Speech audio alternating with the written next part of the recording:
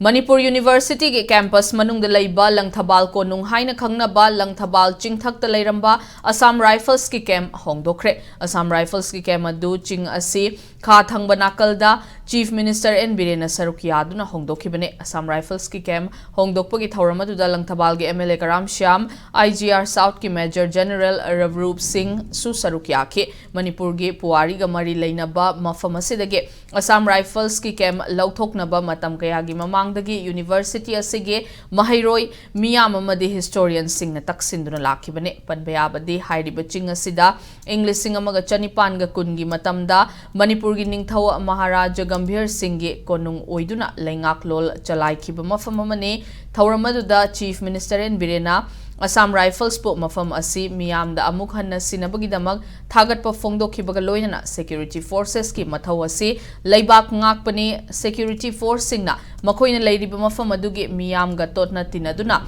thabak tawminabaga loinana miyam gi yaifanaba hotnaba changi amadi miyamna su security da mateng pangba changi haike.